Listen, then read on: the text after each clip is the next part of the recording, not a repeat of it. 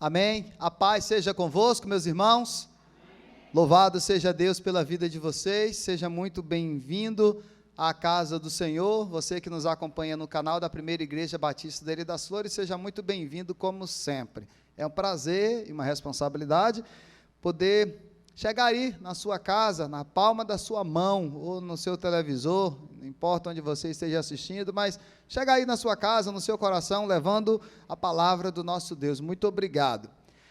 Bem, meus irmãos, hoje nós tivemos o amanhecer com Deus aqui, novamente foi extraordinário, conversamos sobre tantas coisas. E eu prometi que iria desenvolver um pouco mais, uma pequena palavra que dei a pedido da diaconisa Nilce. Gostaria que você abrisse a sua Bíblia, por gentileza, no livro de Lamentações, capítulo 3, versículo 22 a 27. As misericórdias do Senhor são a causa de não sermos consumidos, porque as suas misericórdias não têm fim. Renova-se cada manhã. Grande é a tua fidelidade. A minha porção é o Senhor, diz a minha alma. Portanto, esperarei nele. Bom é o Senhor para os que esperam por ele, para a alma que o busca. Bom é aguardar a salvação do Senhor, e isso em silêncio. Bom é para o homem suportar o jugo na sua mocidade. Amém? Preste atenção aqui. O profeta Jeremias, algumas pessoas na Bíblia ficam marcadas por algumas atitudes, e este profeta aqui é marcado por ser um homem de oração. Um profeta que buscava a presença de Deus, e buscando a presença de Deus, Leslie, ele chegava a chorar. Era um homem que buscava o Senhor em prantos, e ele escreve esse segundo livro, Lamentações de Jeremias, por se lamentar, e essas lamentações aqui são orações. Um homem diferenciado, meu bem, que buscava ao Senhor em prantos. Tem uma música que eu tenho lá no meu pendrive, que diz assim: a igreja está precisando voltar à moda do lenço, porque antigamente as pessoas choravam na presença de Deus. Os chorões têm que ter um cuidado, para não ser aqueles chorões, qual a palavra que eu posso usar? Quando uma criança está chorando, para ganhar uma coisa no choro, como é que a gente diz? Birrento, manhoso, né? Menino teimoso, dengoso, mas ainda não é a palavra que eu estou querendo usar aqui. Uma espécie de barganha ali. Meu Deus! Chantagem. O menino pirracento que quer chantagear o pai, quer chantagear a mãe, e o pior, Karine, as mães e muitos pais e muitas mães do nosso tempo é facilmente vencido pelo choro pirracento de um filho. Só que o choro que eu estou falando aqui para vocês, através desse profeta, não era um choro de pirraça, nem era um choro querendo fazer barganha, não era um choro querendo ganhar Deus através vocês falaram agora? Da chantagem. Não era. O profeta Jeremias não estava chantageando a Deus: eu vou abrir o bocão aqui, vou chorar, o Senhor é misericordioso, rapidinho Ele vai me atender. Não. Deus tem uma capacidade Que cachorrada é essa? Opa, aqui quanto cachorro. Não, sério, olha ali. Até os bichos estão se convertendo ao Senhor nesse tempo. Que o povo não vem, os bichos vêm. Tinha uns 6 aí, né? Olha lá, 1, 2, 3, 4. Contei 4. Passou tão rápido que eu não senti o cheiro da cantina aí das irmãs. Mas, irmãos, o choro de uma pirraça dá vontade de dar uma surra, não é? Os pais que moravam no interior já tinha aquele cipó empendurado. Você conheceu o cipó, menina de Antenor? Não? Não conheceu o cipó, não? Não? Ah. Mas sua mãe disse que está no tempo ainda. Que se merecer, ela pega você. Pois é, minha irmã. O choro que eu estou dizendo para vocês aqui não era um choro assim. Era um choro de alguém que se derramava na presença de Deus, porque ele se entristecia vendo um povo que desagradava o Senhor e não estava nem aí. Sabe qual foram as consequências disso? Jerusalém foi destruída, Judá foi toda sitiada, e Jeremias, um homem de oração, quando viu aquilo, ele derramou em chorar. E aí ele abriu o bocão e chorava, e chorava, e orava, e chorava, e chorava, e orava. Um homem que buscava a face de Deus em lágrimas. E esse Deus que nós servimos, por amor a um homem, ele faz coisas totalmente diferentes que ele iria fazer. Por causa de um homem, o pecado entrou no mundo. Por causa de um homem, a salvação também veio ao homem inteiro, ao mundo. Por causa da atitude de uma pessoa, Deus repensa uma situação e derrama graça e misericórdia. Irmãos, se você for de oração, se você for uma pessoa de oração, de verdade, no mês aqui da família, nós vimos que através de um homem, né, o testemunho do seu Oswaldino, através de um homem, Deus foi salvando uma família inteira, a posteridade de uma família inteira. Através de um homem, Abraão olhou e falou: Senhor, olha Abraão, a esperteza de Abraão, a expertise de Abraão. Abraão lembrou: eita meu Deus, o Senhor disse que vai destruir Sodoma e Gomorra, Ló mora lá, e agora, meu Deus, meu sobrinho está ali. Ele pensando, eu imagino, né? Ele pensando, e aí ele conta: meu Deus do céu, minha cunhada, minha sobrinha, tudo lá. Quer dizer, não era a cunhada dele, né? Porque o menino era sobrinho. Aí ele chega diante de Deus e fala assim: Senhor, se o Senhor encontrar 10 justos lá, o Senhor vai destruir a si mesmo? Ele está fazendo a conta pensando na família. E aí Deus diz assim: não, se eu encontrar 10 justos, eu não destruo. E aí ele vai caindo, até que ele chega no 1. Por causa de um, irmãos, um justo, Deus muda um quadro inteiro. Meu irmão, pode ser que nessa família, na sua família, esse justo é você que está aqui. Então ore e chore e ore, porque talvez, por amor a você, Deus pode ouvir a sua oração e salvar a sua família, e salvar aqueles da sua família que não estão nem aí para Deus. Preste atenção aqui, ó, nessa história aqui, que nós lemos o capítulo 3, o versículo 22 em diante. Por causa de Jeremias, por causa da oração de Jeremias, Deus resolveu, prometeu e cumpriu que traria Judá de volta. Se vocês lerem os capítulos antes, vocês vão ver Jeremias orando e falando coisas tão pesadas, que você até, meu Deus, mas era um momento de aflição tão grande, de desespero, de dor, e mesmo assim, ele não desagradou o Senhor, exatamente como Jó. Jó naquele momento de desespero, ele falou assim, meu Deus, maldito seja o dia que foi dito assim, ó, nasceu um menino chamado Jó.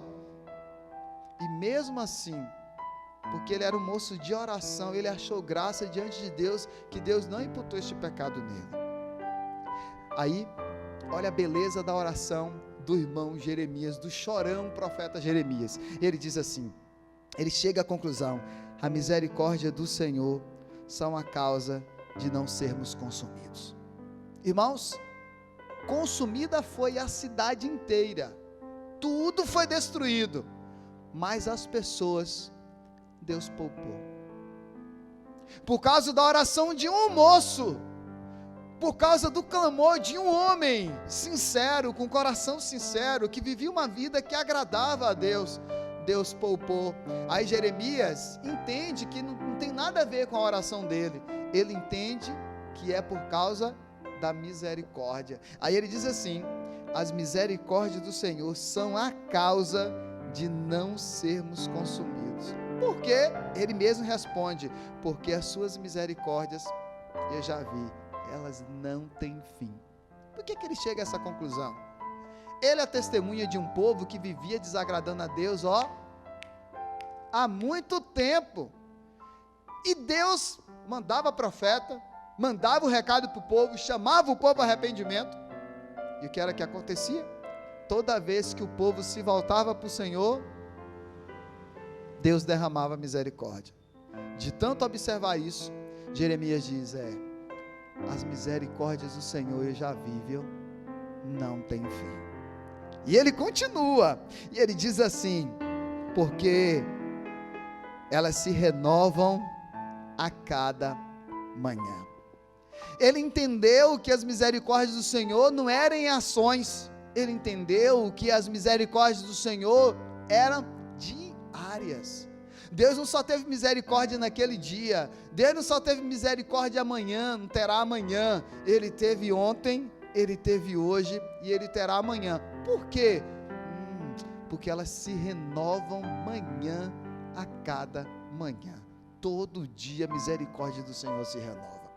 E ele continua a oração dele e diz assim, realmente, grande é a fidelidade do nosso Deus. E continua a oração dele, a minha alma, ou a minha porção é o Senhor. Quem diz isso é a minha alma. A minha porção é o Senhor, diz a minha alma. Portanto, sabe de uma, eu vou esperar no Senhor. Jeremias, com certeza entendeu que se Deus prometeu que traria aquele povo de volta, ele traria. E ele pensou e chegou a uma conclusão, sabe de uma, eu vou esperar no Senhor.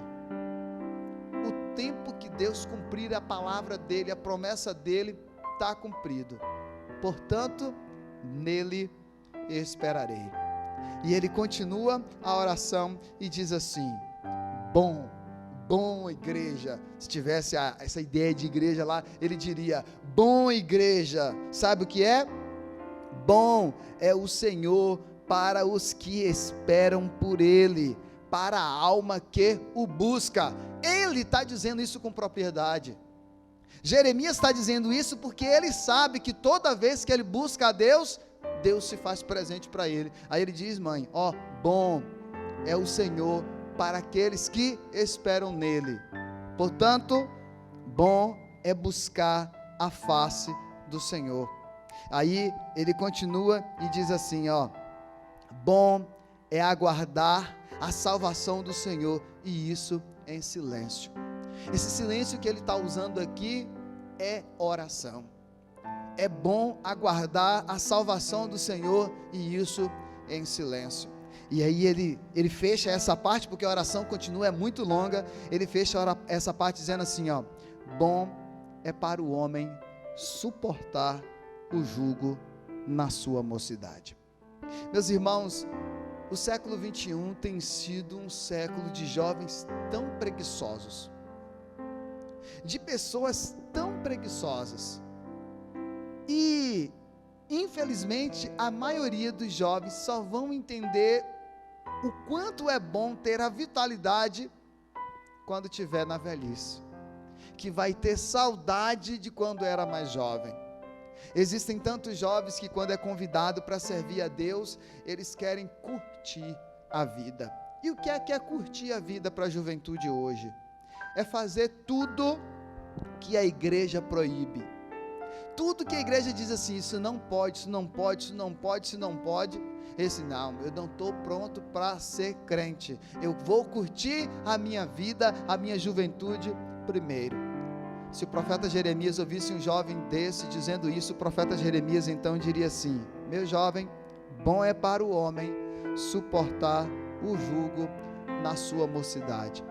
Quem tem força, quem tem vitalidade, faz as coisas muito melhor, faz as coisas com menos fadiga. Portanto, você que está me vendo e me ouvindo, e é um jovem, dedica a sua juventude ao Senhor. Trabalhe, gaste, invista, na verdade, toda a sua força, toda a sua vitalidade no trabalho do seu rei. Sabe por quê? O Moisés disse que chegará dias em que você não encontrará prazeres nele. O próprio Salomão disse isso. O que ele quis dizer? Vai chegar os dias da velhice, que as coisas ficam mais difíceis. Veja agora esse período que estamos vivendo. Os primeiros a serem impedidos de sair foram os mais velhos. Os primeiros a terem que ficar reclusos em suas casas, a não sair de jeito nenhum. Manda neto sair, manda filho sair. Os primeiros a serem afastados das empresas foram os mais velhos. E os mais velhos, os que são velhos hoje, quem são? São pessoas que parecem serem descritas aqui por Jeremias. Quem são os mais velhos de hoje? São pessoas da década de 30, alguns poucos da década de 20, né? Então, por exemplo, um ator da Globo aí faleceu com 101 anos, ele era da década de 20, outros da década de 30, outros da década de 40, outros da década de 50, e aí vai subindo. Quando passar essa geração todinha, que for todo mundo ir ter com o Senhor, aí vai sobrar a minha geração, a década de 80 para cá, e vai chegar um momento, gente, que toda essa geração, dessas décadas aí para trás, já não existirão mais, só vai existir meninos do ano 2000 em diante, essa geração tão difícil, tão complicada, que nós temos visto nos dias de hoje. Meu irmão, minha irmã, é preciso dobrar o joelho, como este profeta Jeremias fez. É preciso que eu e você busquemos a face do Senhor nosso Deus, para que as misericórdias dele verdadeiramente continuem também sendo derramadas sobre nós. Aqui no Amanhecer com Deus eu falei coisas profundas aqui de manhã. Uma das coisas que eu falei foi que eu e você temos todos os dias a chance de errar. Portanto, errar ou não errar é uma escolha. Eu dei o exemplo que eu estou celebrando hoje 14 anos de união com minha esposa, mas todos os dias, como eu disse de manhã, eu tenho a chance de traí-la, e ela também.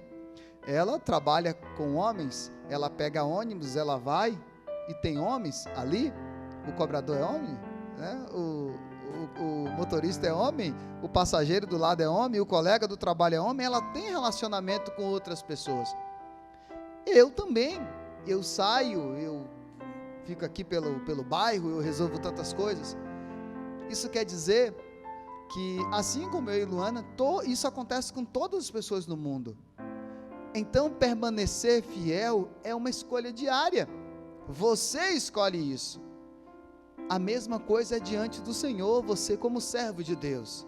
Aí é aquela diferença que a gente fala do ser pecador e viver no pecado. Irmãos, todo pecador alcança a graça de Deus, mas todo pecador que quer viver na prática do pecado, não. Viver na prática do pecado ou não é uma escolha. Todo dia o pecado vem, todo dia as propostas vêm, todo dia a tentação vem, mas eu escolho Deus. Diz a música lá, que a gente canta, do Thales Roberto: viver uma vida que agrade a Deus, como a de Jeremias, é uma escolha. Não deem aquela desculpa de que você é fraco, pecador. Você tem a escolha de agradar a Deus ou não, todos os dias. Portanto, se você estiver fazendo alguma coisa, você que está me ouvindo aí, se você estiver fazendo alguma coisa que você sabe que desagrada a Deus, olha, você sabe que você tem a escolha, e você está escolhendo fazer isso, e o pior, você está fazendo isso, seja lá o que você esteja fazendo, com consciência de que está errado, e o pior de tudo, é que você ainda quer que depois Deus te abençoe, você ainda quer que depois Deus derrame a sua misericórdia sobre mim, sobre você. Meu irmão, minha irmã, para que Deus derrame a misericórdia, a primeira coisa que precisa acontecer, era o que aconteceu com Jeremias e com todos os profetas. Eu já disse isso para vocês uma vez e quero repetir. Todos os profetas de Deus, eles tinham uma grande característica. Qual? Pastor, eles tinham uma convicção tremenda, de que eram pobres, miseráveis pecadores. Era por causa disso que eles se reconheciam pequenininhos diante de Deus e buscavam tanto a face do Senhor. E porque buscavam a face do Senhor com um coração sincero, aí que sim, a misericórdia de Deus se renova sobre a vida do profeta, sobre a vida do homem de Deus. Portanto, meu irmão, a primeira coisa que precisa acontecer com você é você reconhecer o seu estado de miserável pecador. Eu disse de manhã aqui e repito, preste atenção nisso aqui. Eu disse de manhã e repito, a santidade de Deus, a glória de Deus não combina com pecado. É justamente por causa disso que nenhum pecador suporta estar na presença de Deus, estar próximo a Deus. Quando o povo foi lá reclamar com Moisés, por que só você pode chegar diante de Deus? Deus disse, estão com ciúme, Deus, o pessoal está querendo. Diga a eles que se santifiquem, diga a eles que se purifiquem. Aí ele vai lá e diz assim, olha, Deus falou que é para vocês se purificar, se santificar, largar tudo que vocês estão fazendo de errado, e amanhã ele aparecerá para vocês. Está vendo? Toda vez que o homem quis se achegar a Deus, Deus também quis se achegar ao homem, só que não é de qualquer jeito. E esse nosso século tem sido um século perigoso para a igreja, porque está numa moda assim de, o que é que tem? Não vejo pecado nenhum nisso, né? Todo mundo faz, e essas coisas têm levado almas ao inferno assim, a rodo, e o pior de tudo, às vezes ainda quer que a igreja bote por goela abaixo, né? Que reconheça, não, tudo bem, irmãos, o que é que tem? Não, a gente tem que fazer, tem que aceitar que é, que não é. Não, tudo que Deus disse que é pecado continua sendo pecado. E aquele exemplo que eu falei lá, que o jovem, né? O jovem, eu falei o jovem, mas serve para qualquer pessoa que diz assim, eu não estou preparado ainda para deixar as coisas que a igreja diz que é errado. Não é a igreja não, quem diz é o Senhor. E se o Senhor diz, sim, está errado, vai valer para sempre. Deus não muda de opinião quando o assunto é pecado, não, igreja. Não tem nada aqui na Bíblia de errado que Deus falou assim, agora vocês podem fazer esse erro aí, que agora eu vou abençoar. Você não vai encontrar isso. Você não vai encontrar isso. Tudo que era errado, continua sendo errado. Tudo que Deus disse que é para consertar, continua precisando consertar. E se você quer se aproximar de Deus, você precisa se santificar. E aí eu falei algo importante também de manhã, que o que é viver uma vida santa? Preste atenção, que coisa linda. Olha, rapaz, Deus usa mesmo os nossos lábios, né? Depois eu fiquei pensando de manhã, como é que eu falei aquilo, meu Deus? Olha como Deus usa a gente, ó. De manhã eu falei assim, é possível um pecador viver uma vida santa. É possível um pecador viver uma vida santa. Primeiro, a gente precisa entender as duas coisas.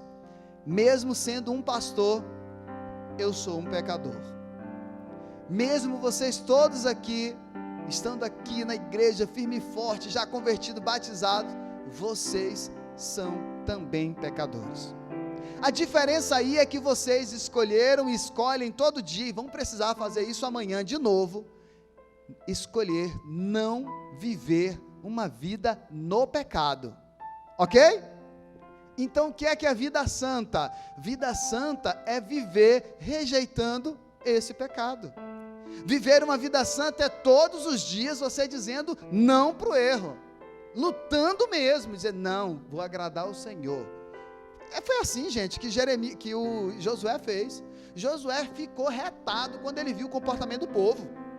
Ele chamou a família dele, vem aqui vocês, vem aqui, olhe, eu vou dizer uma coisa para vocês, imagino eu, com Josué, eu vou dizer uma coisa com vocês, se vocês quiserem servir os deuses dos antepassados de vocês, problema de vocês, vão e sirva. Se vocês quiserem servir os deuses que estão lá atrás da linha do Jordão, sirva. Eu só tenho uma coisa bem clara para deixar para vocês, eu e a minha casa aqui, nós vamos servir ao Senhor, portanto escolham hoje quem vocês querem servir. Aí o povo, não, a gente quer servir o Senhor, então abandone tudo que vocês estão fazendo de errado. Foi assim que ele fez. Portanto, igreja, viu? A consciência de que é pecador, de que é miserável, precisa estar em primeiro lugar. Aí eu reconheço que eu sou desse tamanho e que Deus é infinitamente maior. E é por isso que eu entendo que as misericórdias dele se renovam amanhã a cada manhã.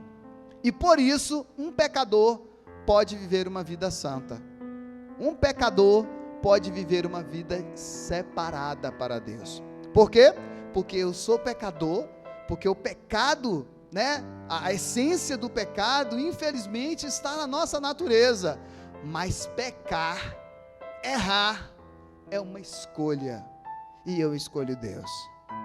Foi o que o Josué fez, é o que o Jeremias fez, é o que eu e vocês devemos fazer.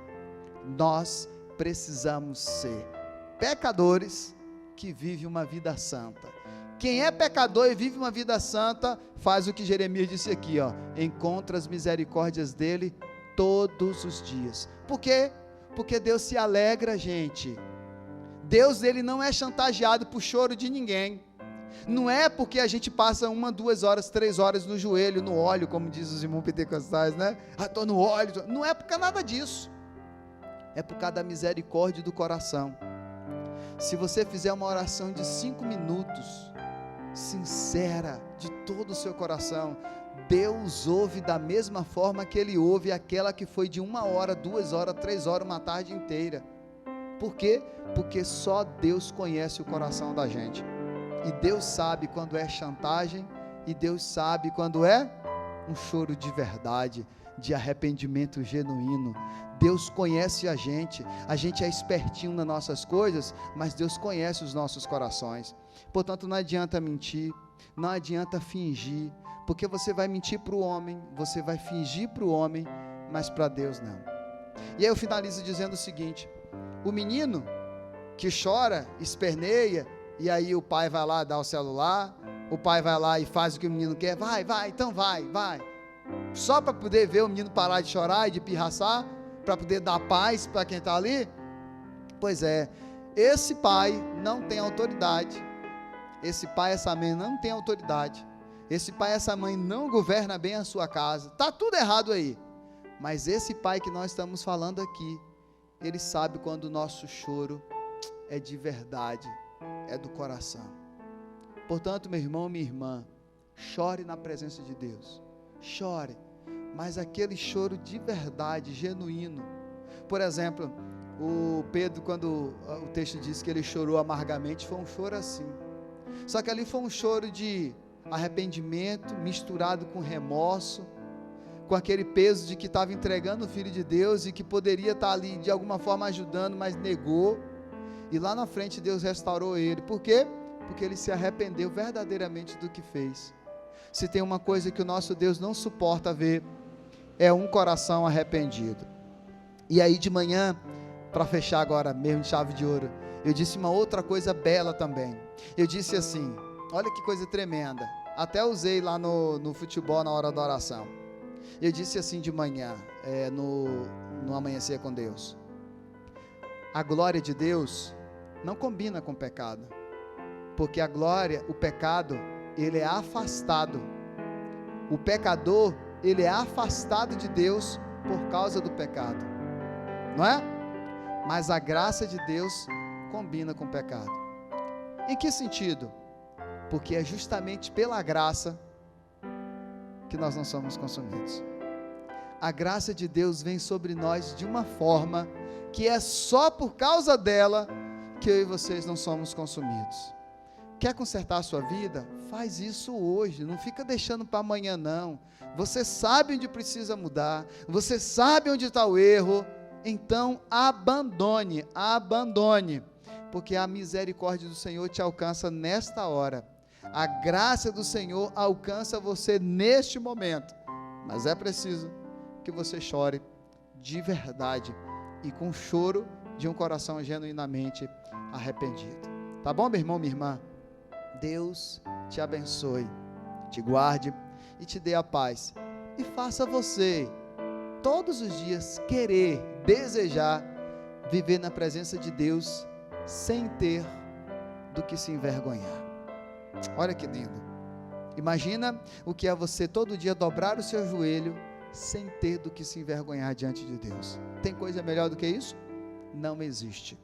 Não existe coisa pior do que você dobrar o joelho, orar e sentir que a sua oração está batendo no teto e voltando para você. Não tem coisa pior nesse mundo do que isso, gente.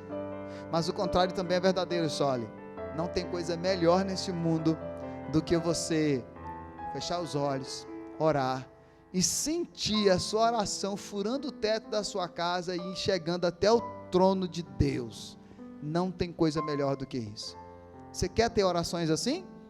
Então viva, mesmo sendo um pecador, viva uma vida separada para este Deus gracioso.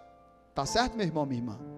Que Deus te abençoe e te encoraje a todos os dias a viver na presença dele. Eu estava preparando essa reflexão e eu me lembrei, Marcelo, que lá em Nazaré tinha um cântico que a gente cantava que dizia assim: as misericórdias do Senhor se renovam sobre mim, as misericórdias do Senhor se renovam, não tem fim. A minha porção é o Senhor, portanto nele esperarei, grande é a tua fidelidade.